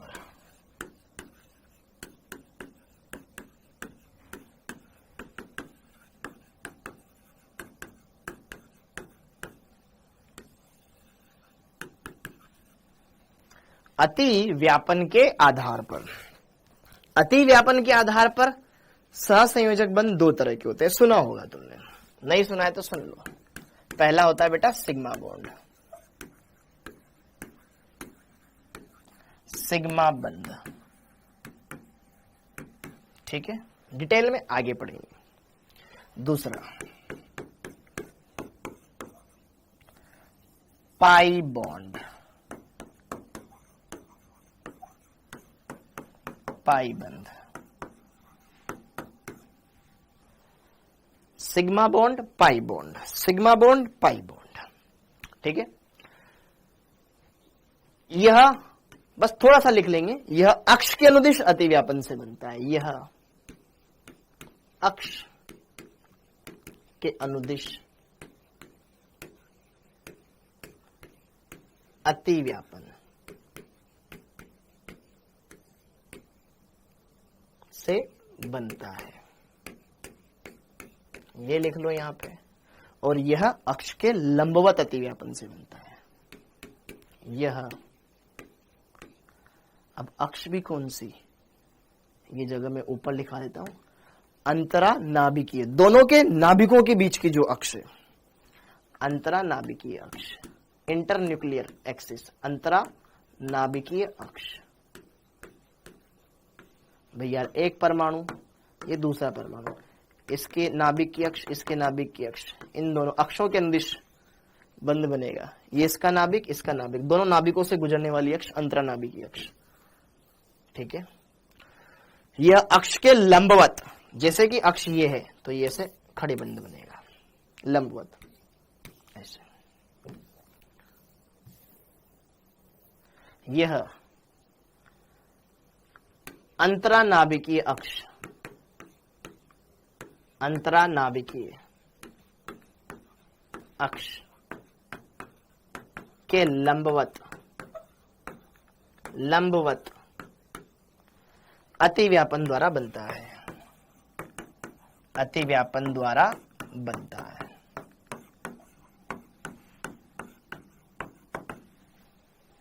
इतना क्लियर हो गया बेटा? ओके, हाँ या ना? कुछ मतलब नहीं है, यहां कमेंट्स नहीं पढ़ी जाती बेटा, नहीं पढ़ी जाती, जहां पढ़ी जाती है वहां चला जा, ठीक है, जहां पढ़ी जाती है वहां चला जा शिवा। एग्जाम्पल्स याद करने, भाई क्यों लिखवा रहा हूं बेटा मैं, याद करने, याद करने, याद करने। कमेंट्स इसलिए नहीं पढ़ी जाती ना, आप बार बार स्पैमिंग कर सको अच्छे से। ओके गदरा, ठीक है, ओके, हाँ जी, इतना क्लियर हो गया। तो यहां पे जरा देखो ध्यान से, हमने तीन टाइप के बॉन्ड देखे। एक तो बंधों की संख्या के आधार पर, एकल बंध, द्विबंध, त्रिबंध, ठीक है, ये हमने देख लिया। फिर इसके बाद विद्युत ऋणताओं के अंतर के आधार पर देखा। अगर दोनों जुड़ने वाले एटम सेम है तो अध्रुवीय बोलेंगे, और दोनों जुड़ने वाले एटम डिफरेंट है तो हम उसको ध्रुवीय बोलेंगे। बस इतना सा ध्यान रखना है। अगर बंध से, इस बंध से, जैसे कि मान लो ये एक बंध है, दोनों जुड़ने वाले एटम सेम तो अध्रुवीय, दोनों अलग अलग ध्रुवीय। हाँ या ना? यार देखो सिंपल सी बात करता हूं, एक लड़के को दूसरे लड़के को देख करके कोई एक्साइटमेंट नहीं आएगा प्यार के हिसाब से, या नॉर्मल ट्रीटमेंट अगर देखूं, और वहीं एक लड़का और एक लड़की के बीच में फटाफट से आ जाएगा, पोलरिटी फटाफट से आ जाएगा, आकर्षण अट्रैक्शन हो ही जाएगा। ओके, तो वही सिंपल सी बात ही है। दोनों अगर सेम हो तो कोई अट्रैक्शन नहीं है, जस्ट ओके। लेकिन अगर दोनों अलग अलग है तो हो सकता है दोनों के बीच में कुछ पोलरिटी क्रिएट हो जाए। लेकिन सर आजकल तो सब चल रहा है, ठीक है, वो अलग बात है बेटा, अपन यहां पे बात करना चाह रहे हैं। ये क्लियर हो गया। अतिव्यापन, ओवरलैपिंग के बिहाफ पे दो तरह का, एक होता है सिग्मा बंध, एक होता है पाई बंध। इसके बारे में आगे डिटेल में पढ़ेंगे, चिंता मत करो, बिंदास अच्छी तरीके से पढ़ेंगे। तो ये बात हो गई। इतनी जानकारी हमने देख ली सहसंयोजक बंधों के बारे में कि सहसंयोजक बंध है क्या, क्या क्या बला है, XYZ चीजें हमने यहां पर कंसिडर कर ली। अब सहसंयोजक यौगिकों के गुण समझ लेते हैं। ये कुछ थ्योरी है, इसमें थ्योरी है हल्की फुल्की, वो देख लेते हैं। सहसंयोजक यौगिकों के गुण, क्योंकि फिर काम काम की चीजें बचेगी। सहसंयोजक यौगिकों के गुण, यौगिकों के गुण।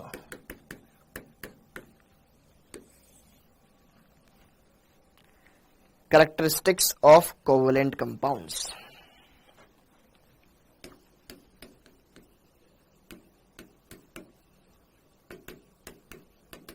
Characteristics of covalent compound.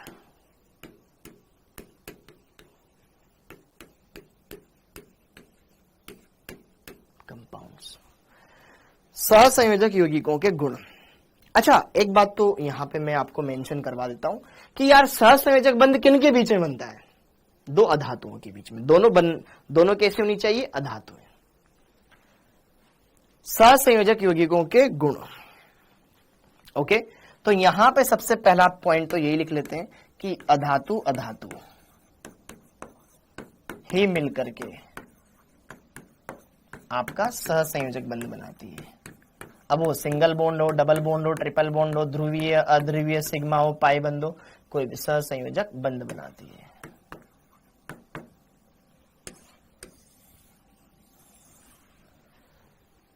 Okay, ठीक है, ये बात।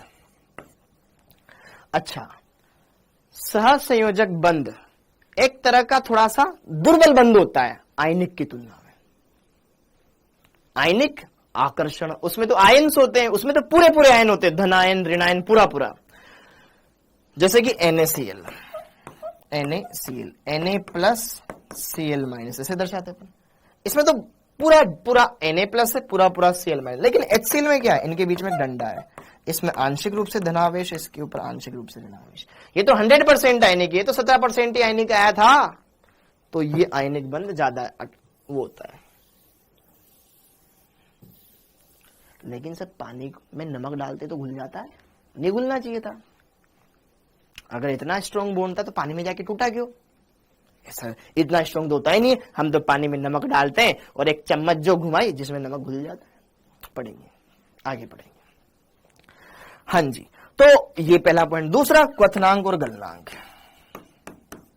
क्वथनांक बॉइलिंग पॉइंट्स एंड गलनांक मेल्टिंग पॉइंट्स।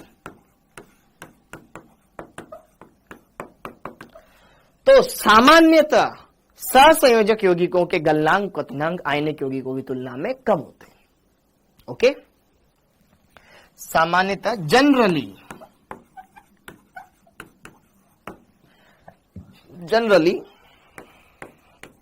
सहसंयोजक यौगिकों के MPBP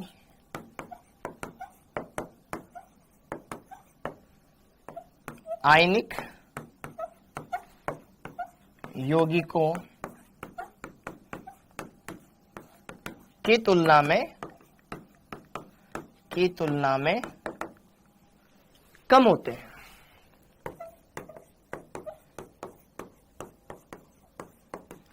लेकिन कुछ होते हैं। सारे बच्चे पढ़ने में अच्छे होते हैं लेकिन कुछ नहीं होते। सारे बच्चे चुपचाप पढ़ते हैं लेकिन कुछ स्पैमिंग करते हैं, है ना? तो कुछ होते हैं, जैसे कि एक्सेप्ट, मतलब हीरा, जैसे कि अगर यहां पे मैं लिखवाऊं नोट,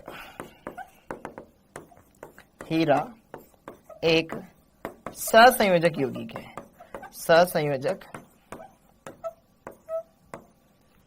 यौगिक है।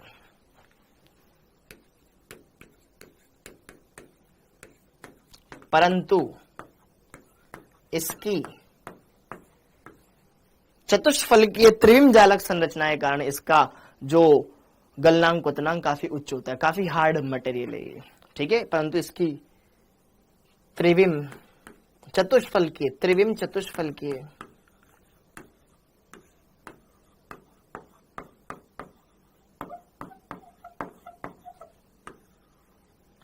त्रिविम चतुष्फलकीय, त्रिविम चतुष्फलकीय संरचना के कारण, संरचना के कारण यह कठोर होता है एवं इसके MPBT melting point, boiling point उच्च होते हैं। ठीक है, उच्च होते हैं। डन, ये भी क्लियर। इसमें थ्योरी बेटा, थोड़ी ज्यादा बड़ी भी नहीं, सिंपल सिंपल छोटी छोटी थ्योरी है। अगला ये हो गया चालकता। क्या सहसंयोजक यौगिक धारा का चालन करते हैं? नहीं करते, लेकिन ग्रेफाइट करता है अयुग्मित इलेक्ट्रॉन के कारण, सब जानते होंगे। कंडक्टिविटी,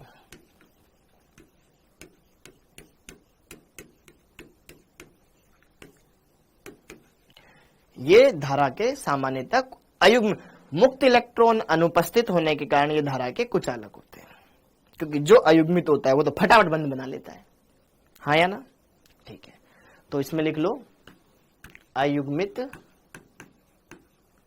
इलेक्ट्रॉन अनुपस्थित, अयुग्मित नहीं, मुक्त इलेक्ट्रॉन, मुक्त इलेक्ट्रॉन अनुपस्थित होने के कारण यह सामान्यतः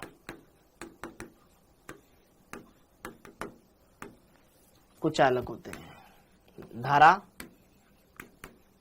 एवं ऊष्मा के कुचालक होते हैं, ऊष्मा के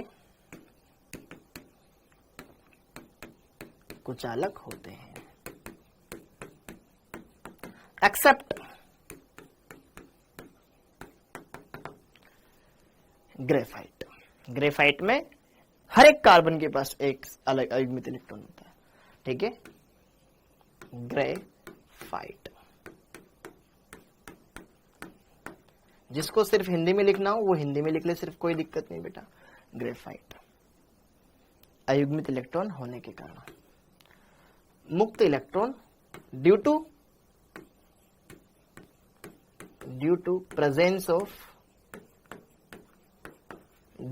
presence of free electrons,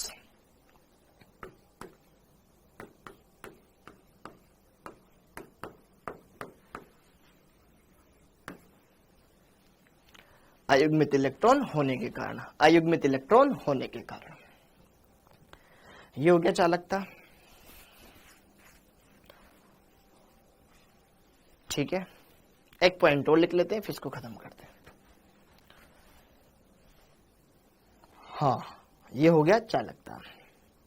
ठीक, अगला फोर्थ समावयवता।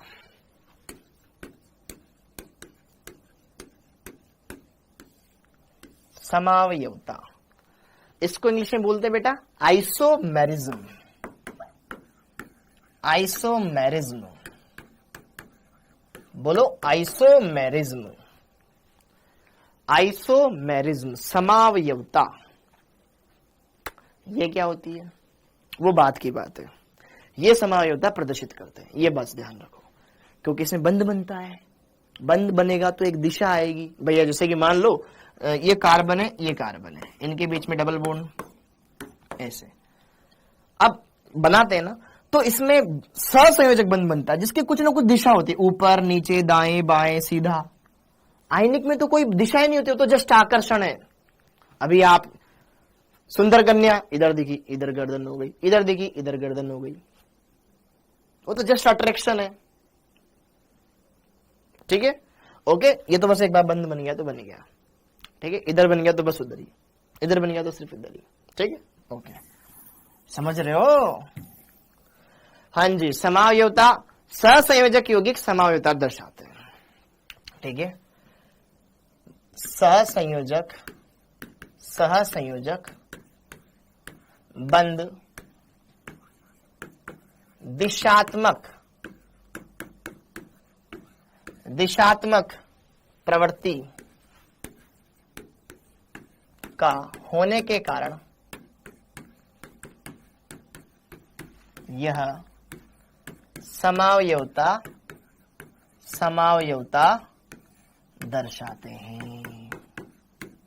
दर्शाते हैं। ठीक है, ओके, ये भी क्लियर हो गया।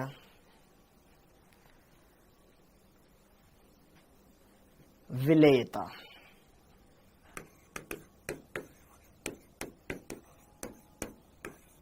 सोल्यूबिलिटी,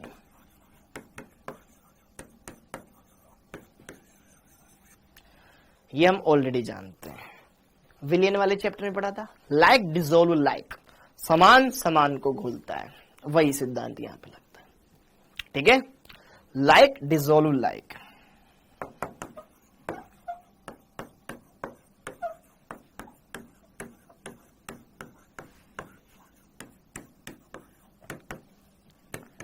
समान समान को घुलता है, हिंदी में लिख लेना, समान समान को घुलता है। जैसे कि अगर ध्रुवीय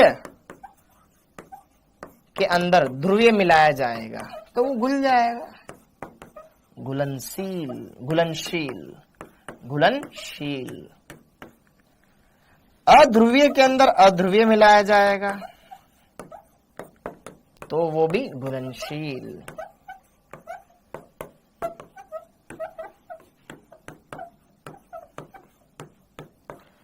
बस ये लास्ट है, अब ज्यादा नहीं लिखवाऊंगा। ठीक है, और ध्रुवीय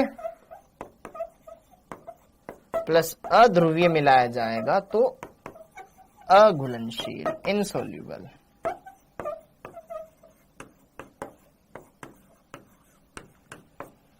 ये क्लियर हो गया? ठीक है, तो यह सारी चीजें क्लियर हो गई है। कब तक पढ़ाओगे? बस ये लास्ट है यार, यही रात अंतिम, यही रात भारी। ठीक है, यहां तक ये पढ़ेंगे। ओके, तो अच्छा लगा बेटा? आई होप आप सबको बढ़िया मजा आया होगा। अच्छा चैप्टर है, बढ़िया से अच्छे से पढ़ोगे, सारी चीजें क्लियर करोगे। बस रिवाइज करके आओ, डेली के डेली रिवाइज करके आओ, डेली के डेली रिवाइज करके आओ, सब समझ में आएगा। बहुत ही बढ़िया चैप्टर है, बहुत ही प्यारा चैप्टर है। ये चैप्टर पढ़ लिया, तुम्हारी इनऑर्गेनिक भी अच्छी हो जाएगी, तुम्हारी ऑर्गेनिक भी अच्छी हो जाएगी। लिख के ले लो। नीट में कैसे क्वेश्चन पूछा जाता है कराऊंगा, पहले कुछ चीजें समझ जाओ। अभी तो स्टार्ट ही हुआ है, दूसरा तो लेक्चर है यार। Happy birthday Akanksha. I hope आप अगले साल बढ़िया से नीट क्लियर करें, अच्छे से चैप्टर समझें। ओके, हाँ जी। अगले अब अच्छा, टेस्ट में क्या आएगा? Test syllabus.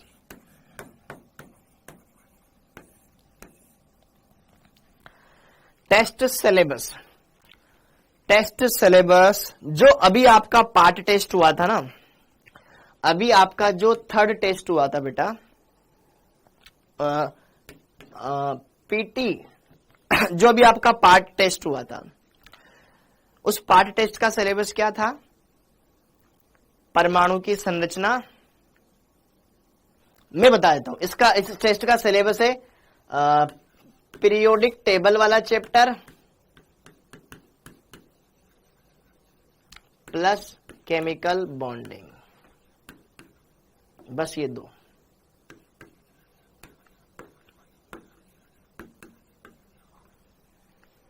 Periodic table, sir hand pain करने लग गया बेटा, मैं भी तो लिख रहा हूं, और मैं तो लिख के कुछ चीजें मिटा भी रहा हूं, फिर लिख रहा हूं। ठीक है, पीरियोडिक टेबल और केमिकल बॉन्डिंग। ठीक है, केमिकल बॉन्डिंग कहां तक, ये भी एक सवाल है। इस संडे तो टेस्ट नहीं है, अगले संडे टेस्ट है आपका। अगले संडे में बुधवार तक, till Wednesday, till next Wednesday, जितना हम अगले बुधवार तक पढ़ लेंगे वहां तक, टिल नेक्स्ट वेडनेसडे। ठीक है, नेक्स्ट वेडनेसडे तक हम जितना पढ़ेंगे उतना आएगा। ये चैप्टर भी आएगा, और ये चैप्टर भी आएगा। ओके, एटॉमिक स्ट्रक्चर नहीं आएगा। ओके, एटॉमिक स्ट्रक्चर नहीं आएगा। रिवाइज भी करती हूँ, याद ही नहीं रहता, कोई बात नहीं बेटा, रिवाइज करो, छवि याद करो, हो जाएगा, धीरे धीरे हो जाएगा। अरे यार केमिस्ट्री का पेपर मेरे को बनाना है ना, तो मैं बता रहा हूं ना, ये 2 चैप्टर आएंगे, ठीक है।